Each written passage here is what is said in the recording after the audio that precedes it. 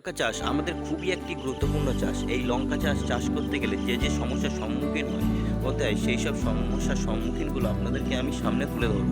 তো বন্ধুরা, সম্পূর্ণ ভিডিওটি দেখতে থাকুন। লঙ্কা চাষ সেটা একটি নতুন পর্ব। নমস্কার বন্ধুরা, আমি বাঙালি কৃষক চ্যানেলে আপনাদের সবাইকে আরও একবার স্বাগত। বন্ধুরা, আমি আজকে আপনাদেরকে বলবো বর্ষাকালীন লঙ্কা চাষ নিয়ে। বর্ষাকালীন লঙ্কা চাষ আমাদের একটি খুবই গুরুত্বপূর্ণ ফসল এবং এই ফসল থেকে আমরা অনায়াসেই অনেক টাকা কিন্তু উপার্জন করতে পারি। তো বন্ধুরা, আমি আপনাদেরকে দেখাচ্ছি লঙ্কা চারা গাছ। দেখুন, আপনারা দেখলে বুঝতে পারবেন যে গাছগুলো কিন্তু খুবই ছোট ছোট। গাছের বয়স আজকে আমার মোটামুটি 1 মাস। তো দেখতে পাচ্ছেন গাছের পাতাগুলি কত সুন্দর। একটা গাছও কিন্তু কোঁকড়ানো নেই, যেটি লঙ্কা গাছের সব থেকে ক্ষতিকর দিক। যে লঙ্কা গাছ যদি কুঁকড়ে যায় তাহলে কিন্তু লঙ্কা গাছ থেকে আমরা কাঙ্ক্ষিত লঙ্কা কিন্তু তুলতে পারবো না এবং লঙ্কা গাছগুলো নষ্ট হয়ে যাবে। তো এর জন্য আমি কি পরিচর্যা করি সেটা আমি আপনাদেরকে বলবো। তার আগে আপনাদেরকে আমি গাছগুলো একটু ভালো করে দেখাই। তো বন্ধুরা, আপনারা দেখুন, এখন যেহেতু বর্ষাকাল, বৃষ্টির সময়, সেহেতু আমাদেরকে তেলটা কিন্তু বুঝে শুনে দিতে হবে। যেমন এই তেল দিলাম, এই ধুয়ে চলে গেল, এরকম কিন্তু সবসময় হবে। তো আমাদেরকে যখনই ওয়েদার এখন সবসময় নরম থাকে, মানে আবহাওয়া খুব রৌদ্র পোখা রোদ কিন্তু সবসময় থাকে না, আমাদের সেই টাইমটুকু বুঝেই দিতে হবে। এমন না যে সকাল সন্ধ্যেই দিতে হবে। আমাদের যখনই আকাশটা মানে নর্মাল, মানে হচ্ছে রৌদ্র থাকবে না, সেই টাইমে কিন্তু স্প্রেটা করতে হবে। তো বন্ধুরা, লঙ্কা গাছে পাতা কুকড়ানো থেকে বাঁচতে গেলে আমাদেরকে কিন্তু বিএসএফ কোম্পানির এন্টারফিট ও পায়ার কোম্পানির জাম্প, এই দুটো কিন্তু সপ্তাহে একটিবার অবশ্যই রাখতে হবে। এই বিএসএফ কোম্পানির এন্টারফিট আমরা 15 লিটার ব্যারেলে কতটা করে দেব? 15 লিটার ব্যারেলে আমরা দেব হচ্ছে 25 থেকে 30 ml।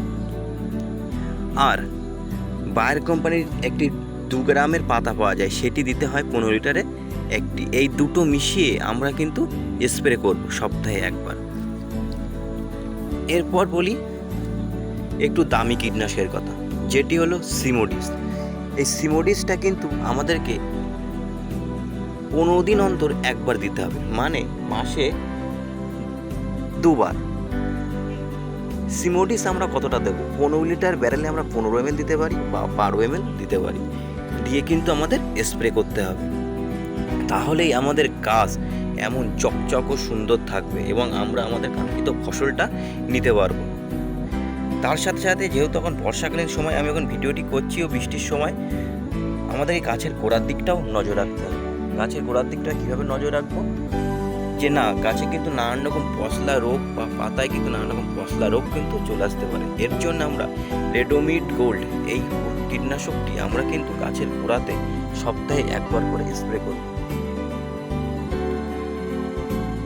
এরপর বলি লঙ্কা গাছে পোকা নিয়ে। লঙ্কা গাছে তেমন কিন্তু পোকা লাগে না, অল্প অর্ধেকই পোকা লাগে। তো পোকা নিয়ে আমাদের তেমন কিছু চাপ নেই। আমরা যদি একবার করে সিমোডিস দিয়ে যাই ও মাঝে মধ্যে এই কাঠটা হাইড্রোক্লোরাইড দিই, তাহলে কিন্তু লঙ্কা গাছে কোনো পোকাই লাগবে না। এছাড়াও আপনারা যদি 15 দিনে একবার ইউপিএল কোম্পানির উলালা দিতে পারেন, তাহলে কিন্তু সাদামাছির প্রকোপটাও কিন্তু কম থাকবে এবং সাদামাছি থেকে যে পাতাগুলি হলুদ হয়ে যায় সেগুলো কিন্তু থাকবে না। এছাড়াও আপনারা একটি ফাঙ্গিসাইড অবশ্যই দেবেন, সাব পাউডার বা ডাইথিনিয়াম 45 15 লিটার ব্যারেলে 30 ml করে দিয়ে অবশ্যই স্প্রে করবেন। তাহলে কিন্তু আমাদের লঙ্কা গাছটা খুব সুন্দর থাকবে।